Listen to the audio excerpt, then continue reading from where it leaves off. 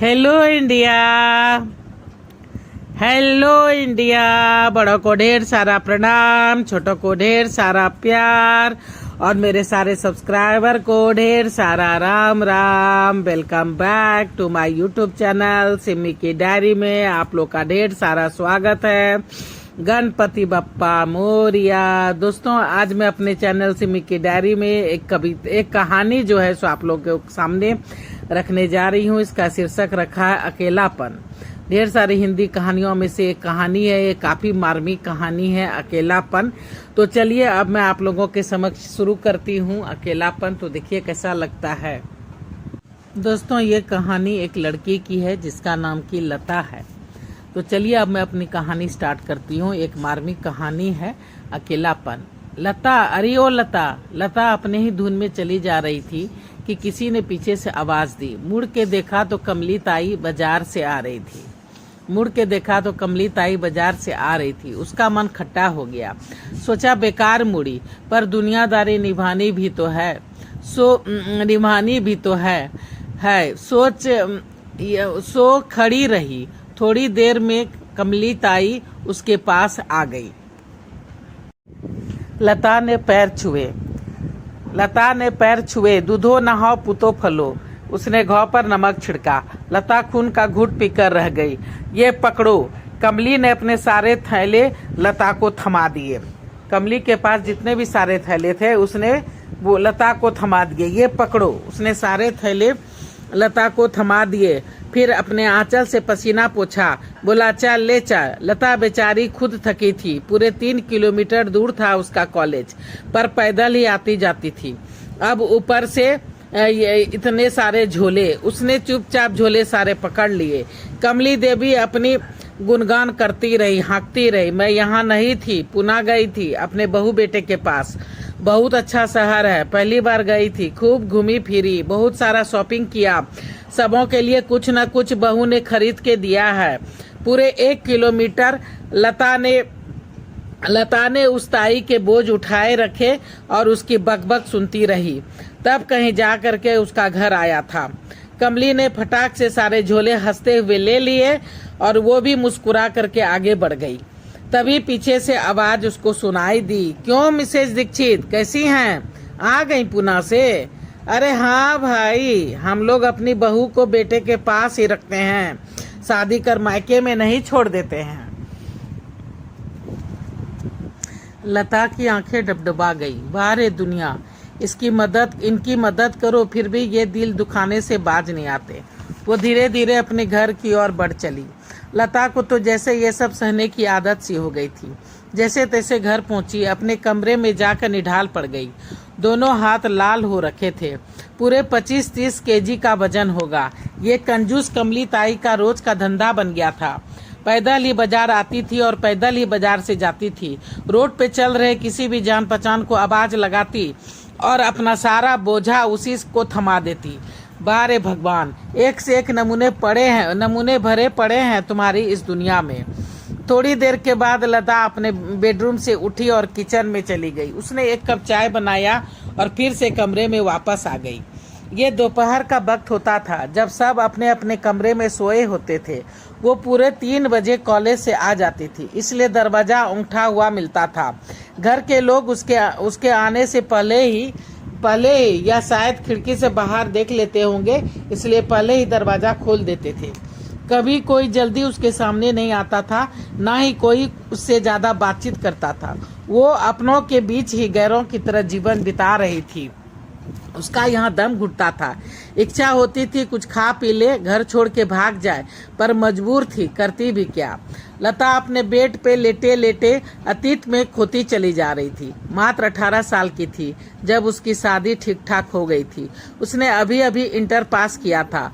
उसके घर में बेटियों को सर पे नहीं बिठाया जाता था, ना ही उसे ज्यादा पढ़ाया लिखाया जाता था। बस जल्दी से जल्दी शादी करो और चुकता करो। पर लता के मामले में अच्छे फंस गए थे ये लोग। उसे अच्छी तरह याद है, उसकी शादी के पहले ही उसके ससुर ने शर्त रख दी थी, मुझे समधी साहब दान दहेज नहीं चाहिए, बस बारात का स्वागत अच्छे से कर दीजिएगा। बस एक ही शर्त है। वो क्या? जानकी प्रसाद, लता के पिता ने पूछा। आपकी बेटी हमें पसंद है, सांवली है पर नाक नक्श अच्छे हैं, सीधी है, शांत है, लंबी है, सब ठीक है। पर सबसे बड़ी बात जो है वो ये कि आपकी बेटी के काफी चर्चे सुने हैं। इतनी तेज तर्रार लड़की पूरे इलाके में नहीं है, इसलिए हम चाहते हैं कि ये खूब पढ़े लिखे और प्रोफेसर बने और पढ़ाना आपको ही होगा। यही दहेज समझ लीजिए अपनी बिटिया का। क्या ये कैसी शर्त है? सभी अकबका गए थे। लता के ससुर ने साफ साफ कह दिया था, हमें नौकरी वाली बहू चाहिए। बेटे की अभी उम्र नहीं है, नहीं तो नौकरी वाली बहू ही करा देते। सोच लीजिए, हमारा बेटा लाखों में एक है, पढ़ा लिखा है, इंजीनियर है, देखने में भी गोरा चिट्टा है। आगे आप जैसा उचित समझे। जानकी प्रसाद को देवी दयाल का शर्त बड़ा अजीब सा लग रहा था। वो ना नुकुर कर रहे थे, पर बहुए और पत्नी के जोर देने पर मान गए थे।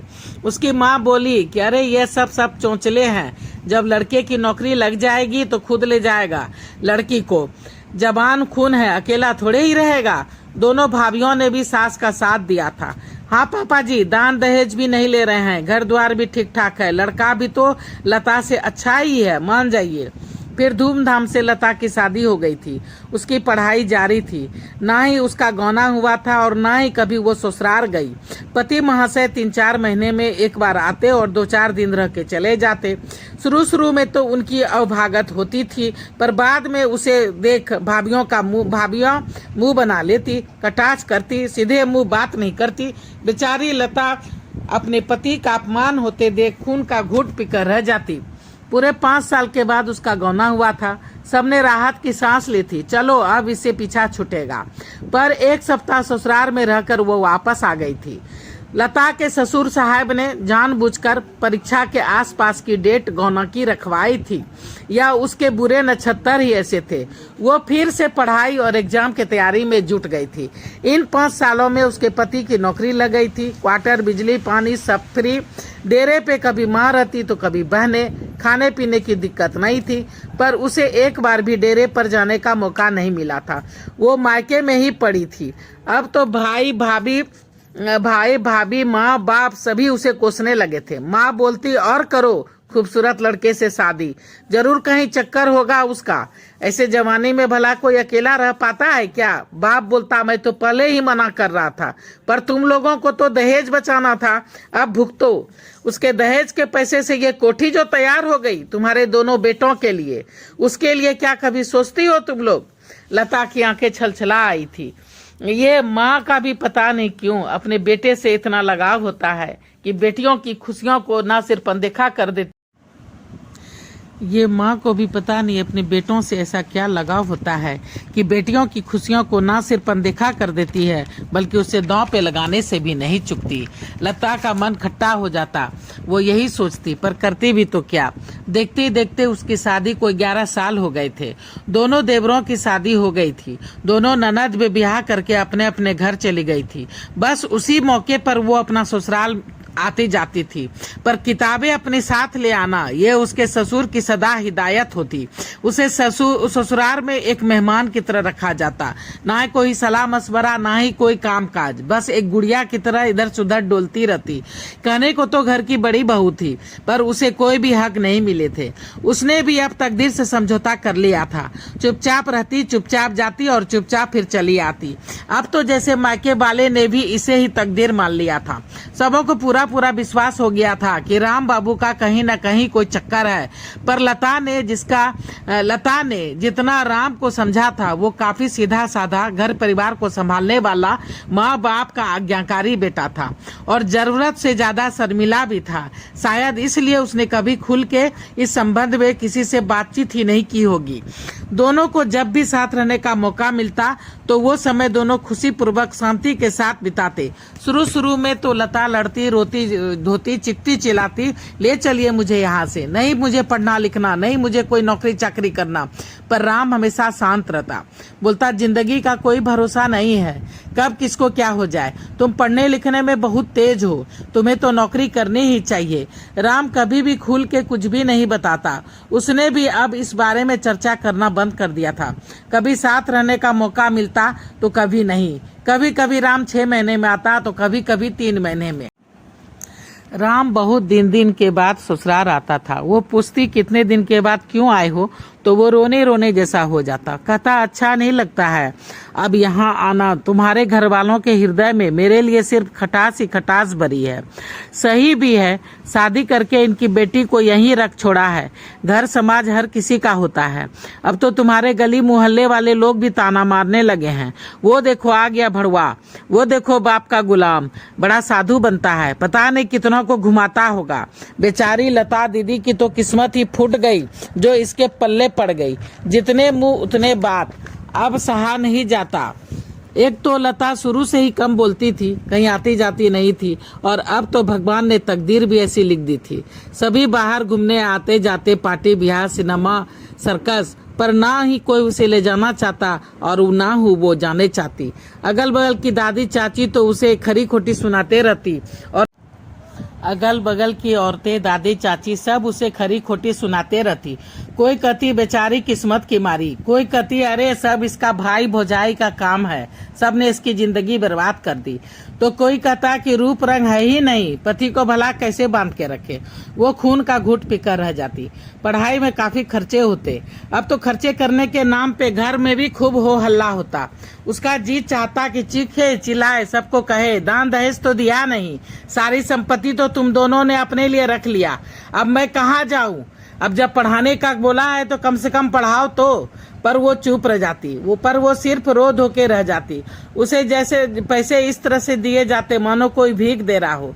साल में 2 जोड़ी कपड़े के सिवा कुछ भी नहीं मिलता, ना ही लाली ना ही पाउडर, बस एक सिंदूर की डिब्बी जरूर मिल जाती, दुनिया को दिखाने के लिए कि बेटी मेरे घर जरूर रहती है, पर मेरी बेटी शादीशुदा है। सही भी तो था, श्रृंगार की जरूरत ही क्या थी उसे, पति तो उसे छोड़ रखा था। अब करती भी तो श्रृंगार किसके लिए। लता अपने ही विचारों में खोई हुई थी कि माँ की आवाज़ सुन चौंक पड़ी। लता, हाँ माँ। अरे अंधेरा हो गया है, लाइट क्यों नहीं जलाया, जा रोटी बना दे, आयुष को भूख लगी है। राधा ने सब्जी बना दी है। हाँ आती हूँ। लता सवेरे उठ के कॉलेज चली जाती थी, दिन भर बाहर रहती, इसलिए दिन भर तो उसे काम से छुट्टी मिल जाती थी, पर रात में रोटी बनाने की उसी की ड्यूटी होती थी। और ये ड्यूटी वो आज से नहीं बल्कि 15 साल से निभा रही थी। उसकी तबीयत खराब है, मन है या नहीं है, उससे किसी को सरोकार, लता का मन हो या ना हो, उससे किसी को कोई सरोकार नहीं था। उसे रोटी बनाना ही पड़ता। पूरे 11 लोगों का परिवार था। रोटी बनाते बनाते काफ़ी देर लग जाती, पर ना ही वो नू नुकुर करती और ना ही कुछ कहती, क्योंकि उसकी कोई सुनने वाला नहीं था। और अब तो उसकी आदत उसके पड़ गई थी। पता नहीं ऊपर वाला भी उसी को दंड क्यों देता है जो सीधा साधा होता है, और शुरुआत भी उसके अपने से ही कराता है। माँ बाप सोचते हैं ये सीधा है, कुछ नहीं कहेगा, मान जाए, थोड़ा एडजस्ट कर ले, तू अच्छी है। बस यही जुमले सुन सुनकर वो 32 की हो चुकी थी। तो दोस्तों देखिए, अब पहला पार्ट मैं यहाँ तक रखी हूँ, दूसरा पार्ट फिर आप लोग के समक्ष रखूंगी। अगर पहली बार चैनल पे आए हैं तो सब्सक्राइब कीजिए, लाइक कीजिए, शेयर कीजिए। अब मैं अपनी वाणी को यहीं पे विराम देना चाहती हूँ। जय भोलेनाथ, हर हर महादेव। आप लोग को ढेर सारा शुक्रिया मेरा वीडियो देखने के लिए। थैंक्स।